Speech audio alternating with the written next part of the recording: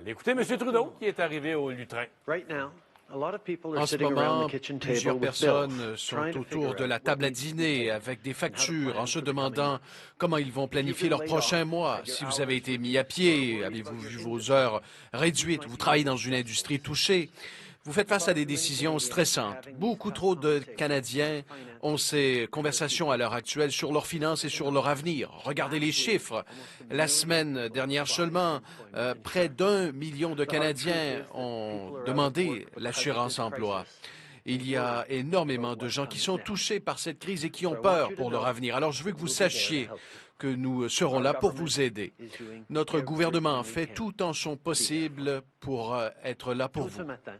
La Chambre des communes a adopté un projet de loi d'urgence pour aider les gens le plus rapidement possible. Le projet de loi est maintenant devant le Sénat. J'espère que son adoption va se faire rapidement pour qu'on puisse aider les Canadiens dès que possible. On aura plus de détails pour vous cette semaine et d'autres mesures à annoncer. Et ce n'est qu'un début. Mais cette nouvelle loi nous permet de prendre des mesures nécessaires pour vous appuyer tout de suite. On va notamment bonifier l'allocation canadienne pour enfants et reporter de 6 mois la date de remboursement des prêts et bourses étudiants. Et surtout, avec cette loi, on introduit la nouvelle prestation canadienne d'urgence. Cette allocation remplacera les 2 allocations qu'on a annoncées la semaine dernière, soit l'allocation de soins d'urgence et l'allocation de soutien d'urgence, pour simplifier le processus. Comme je l'ai dit depuis le début, à mesure que la situation évolue, on s'ajuste pour mieux vous aider.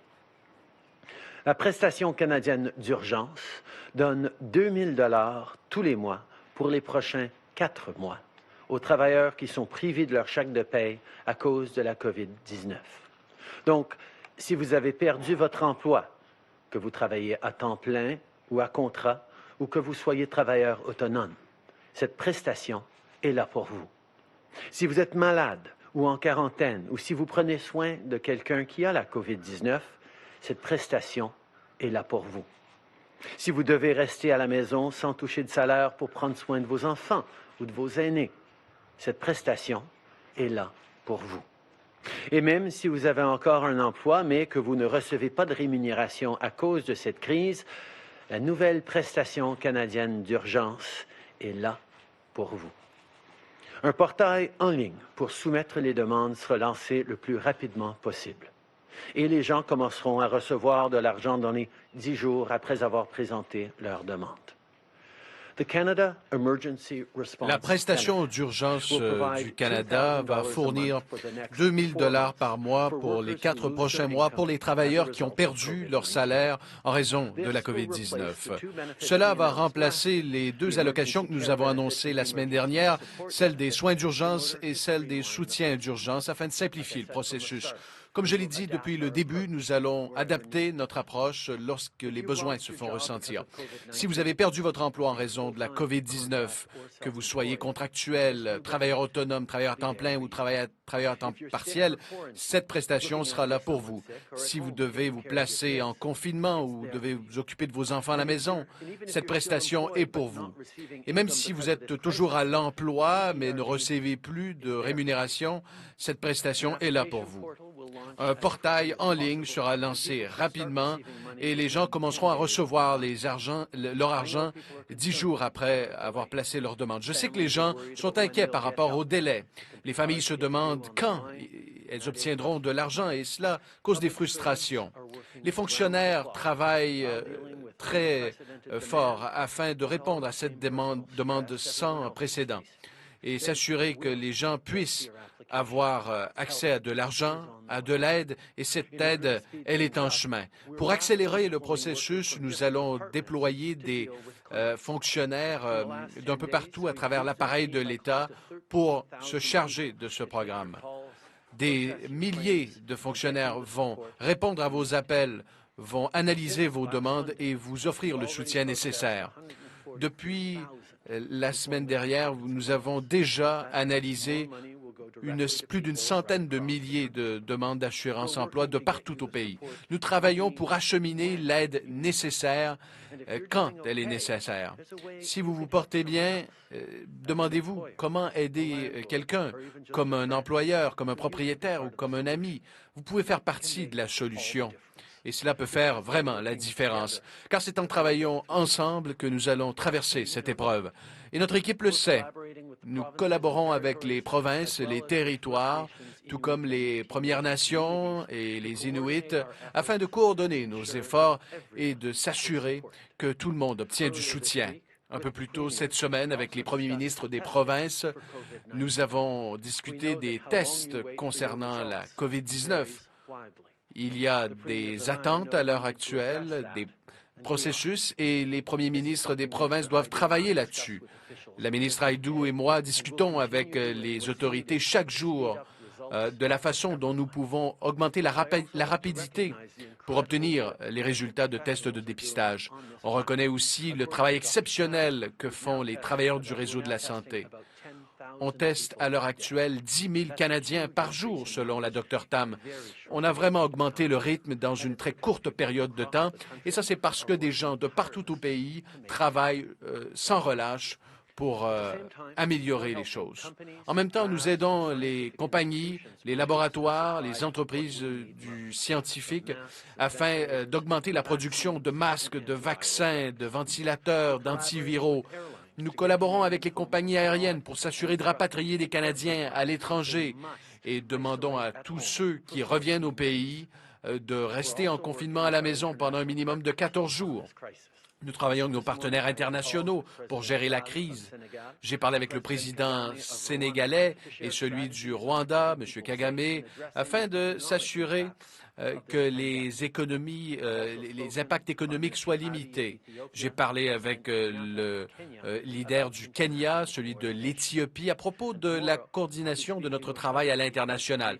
Je vais aussi parler avec d'autres leaders du G20 aujourd'hui afin d'améliorer le travail de collaboration. Que les Canadiens aient accès aux dernières informations. Mais comme tout le monde, les médias ressentent eux aussi les conséquences du virus. Pour faire en sorte que les journalistes puissent continuer à faire leur travail, qui est encore plus essentiel en temps de crise, notre gouvernement annonce aujourd'hui des mesures pour les appuyer. Le ministre Guilbeault donnera plus de détails tantôt, mais en attendant, je tiens à remercier tous les journalistes et nos médias canadiens qui gardent les Canadiens au courant des derniers développements avec des faits et des informations fiables. On apprécie énormément votre travail. Right now, it's more important than ever. En ce moment, il est plus important que jamais que les Canadiens aient accès aux plus récents développements et aux informations nécessaires. Pour s'assurer que les journalistes puissent continuer leur travail, notre gouvernement va annoncer de nouvelles mesures pour eux et le ministre Guilbeault aura davantage de détails là-dessus bientôt. Je veux remercier les médias et les journalistes pour tout ce qu'ils font aujourd'hui et chaque jour. Par-dessus tout, la plus importante façon dont nous pouvons travailler ensemble, c'est en restant éloignés. La distanciation sociale est notre meilleur outil afin de limiter la propagation. Je sais que des gens peuvent être affectés par la façon dont nous pratiquons la distanciation sociale. Chaque fois que vous allez en ligne, que vous regardez les nouvelles, vous en apprenez davantage et vous voulez savoir ce qui s'en vient. Aujourd'hui, j'aurai de la part de la santé publique canadienne les plus récentes données sur la propagation et on va tenter de trouver une façon de vous permettre de suivre l'état de la propagation, savoir ce qui se passe aujourd'hui, savoir ce qui s'en viendra demain. Sinon, l'incertitude peut être extrêmement difficile, anxiogène, non seulement pour votre routine, mais aussi pour votre santé mentale. Nous faisons face à un défi unique, celui d'une génération.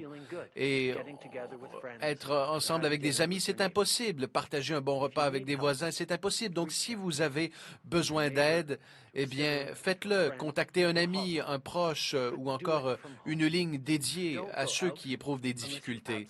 N'allez pas à l'extérieur à moins que ce soit absolument essentiel. Si vous suivez ces recommandations déjà, merci de faire votre part. Et si vous ne le faites pas, sachez que vous faites un choix dangereux, car ignorer ces recommandations met à risque chacun d'entre nous, y compris vous. Voici la réalité.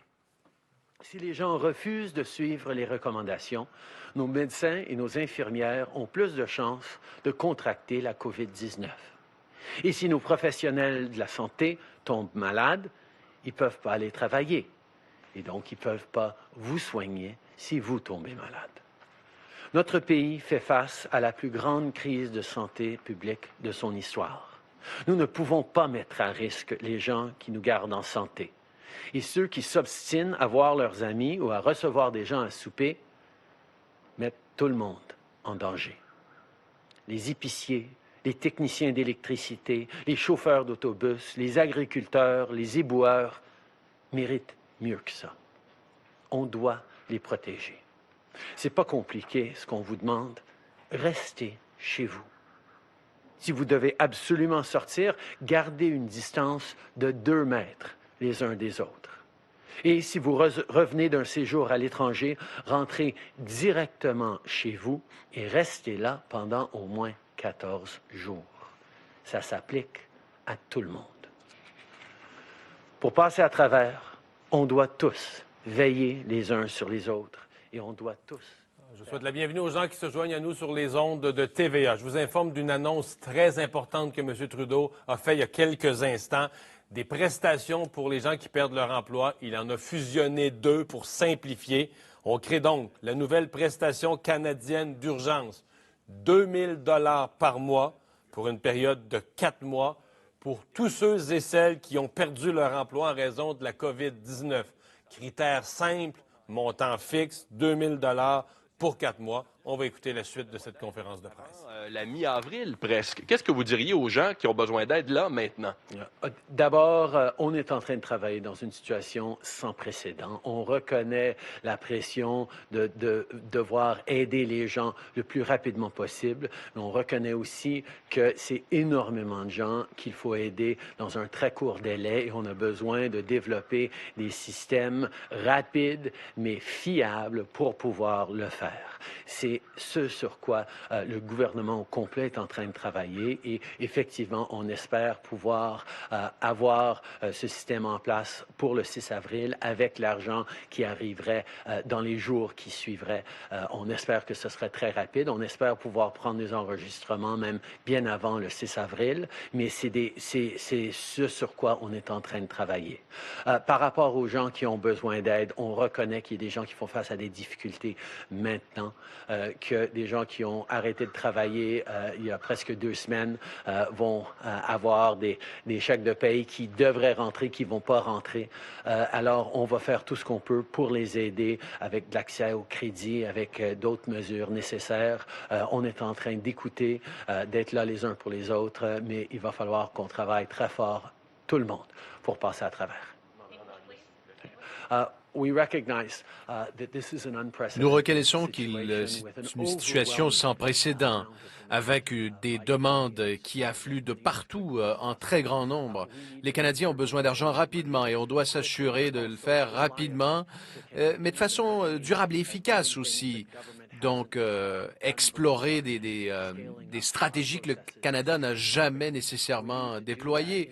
Et on doit le faire d'une façon qui soit efficace et rapide. Et voilà pourquoi nous avons rapatrié de l'expertise au sein du gouvernement, de différents ministères, pour que le système informatique, la plateforme, soit déployé le 6 avril et que les chèques soient envoyés dans les jours suivants. Il y a évidemment des gens qui ont arrêté de travailler il y a déjà 2 semaines et qui reçoivent leur dernier chèque de paie, ne sachant pas quand ils recevront de l'argent. On reconnaît qu'il y a des difficultés. On tente de voir s'il est possible de faire des ponts, d'offrir du crédit. Et la prestation d'urgence sera éventuellement disponible, mais on va continuer de travailler rapidement pour s'assurer que nous aidons tous les Canadiens qui ont des besoins. 60 groupes qui représentent les entreprises vous demandent d'augmenter la subvention salariale offerte aux entreprises, un peu comme ce qu'on voit au Danemark ou au Royaume-Uni. Certains pensent que c'est une façon plus efficace de procéder.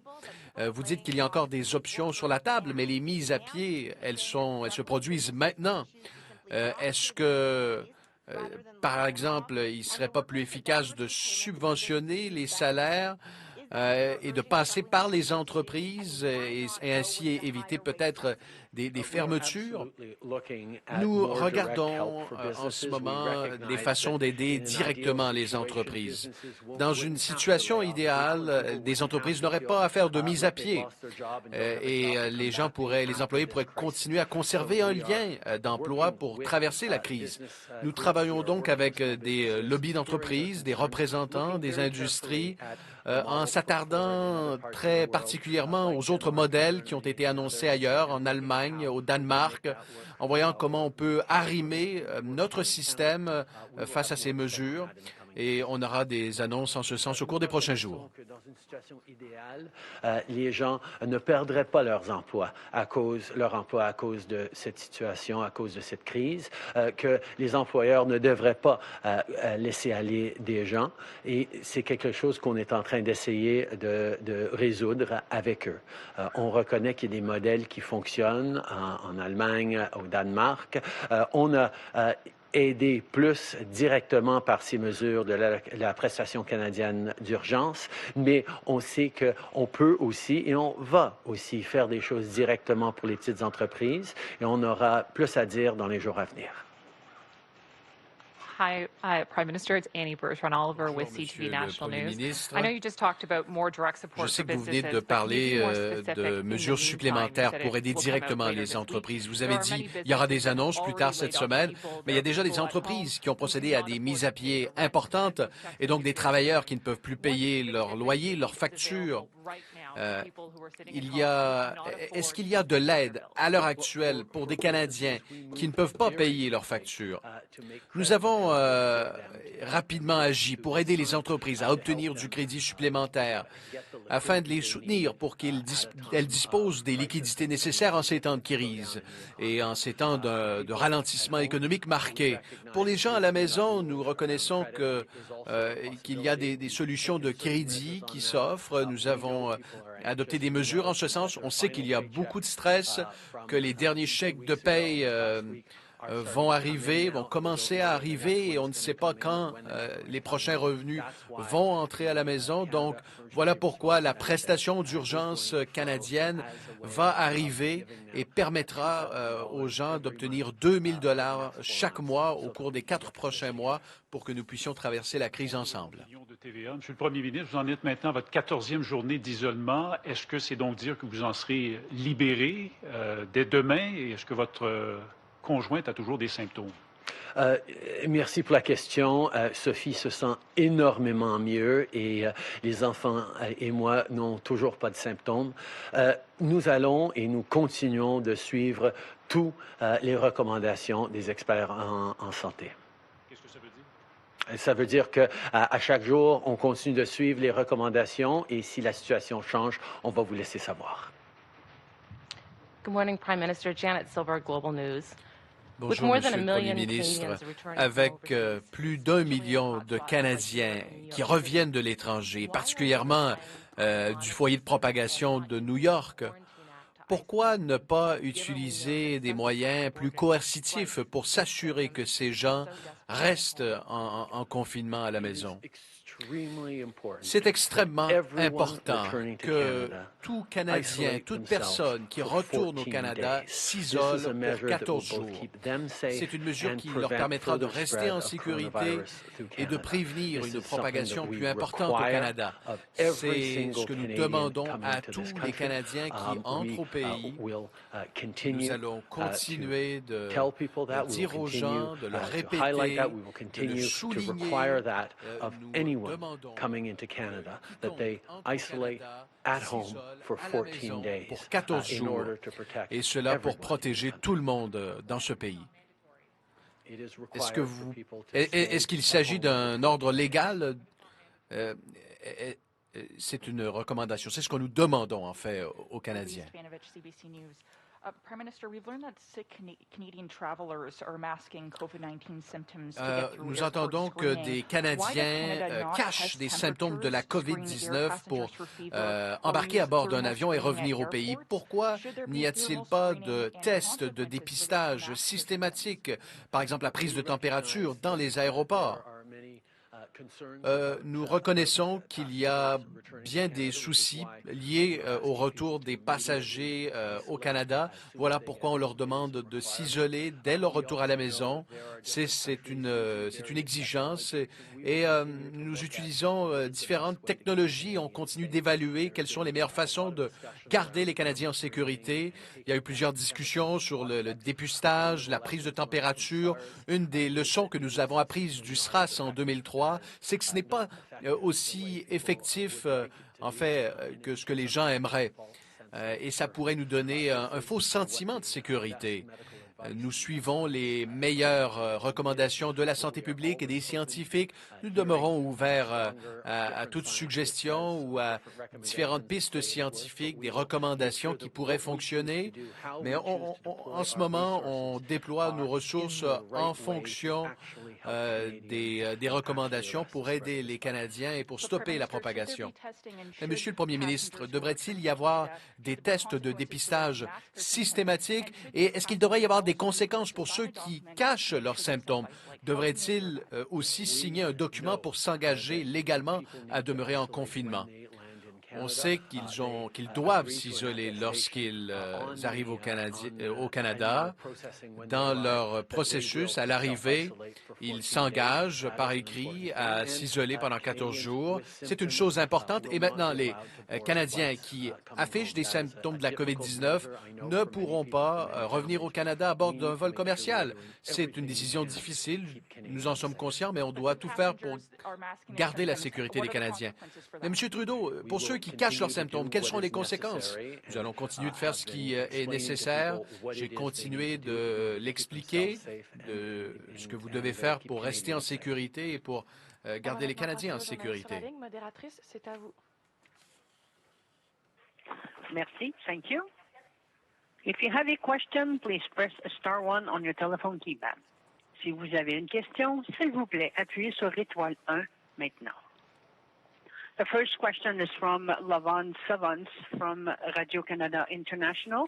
Please go ahead. Votre ligne est ouverte. Yes, hello, Prime Minister.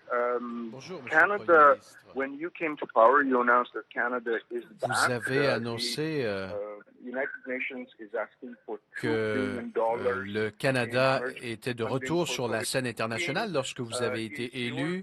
Les Nations unies demandent des ressources supplémentaires pour combattre le coronavirus. Est-ce que vous prévoyez fournir de l'aide supplémentaire aux pays dans le besoin? Des pays, par exemple, qui ne peuvent pas se procurer de l'équipement médical.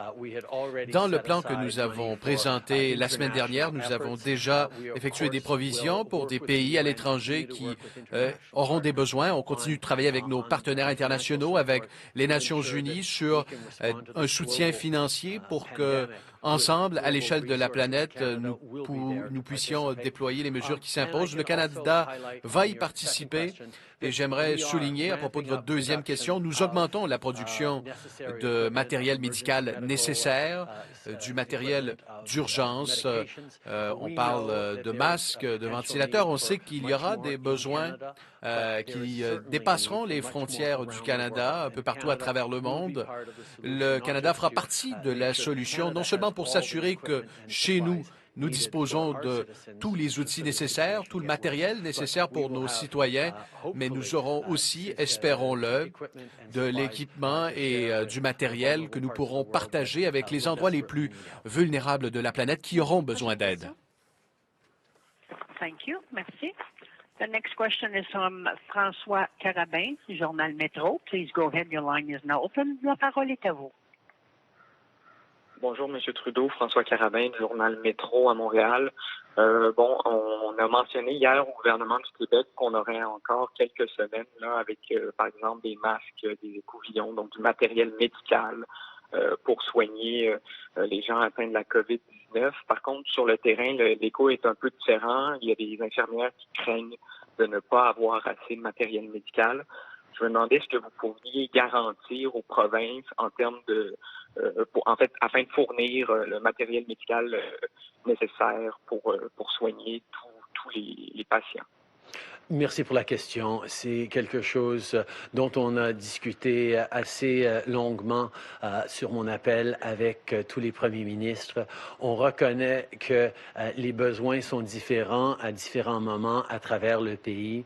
Nous allons faire ce qui est nécessaire pour pouvoir s'assurer que chaque endroit ait l'équipement nécessaire pour répondre aux besoins à l'instant auxquels ils font face.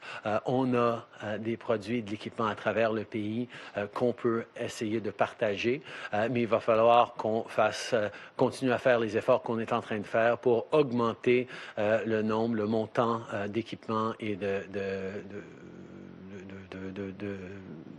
produits essentiels que nous avons.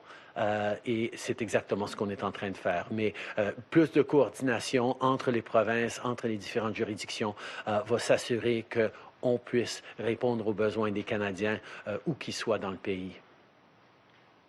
Merci beaucoup. Dernière question. Thank you. Merci.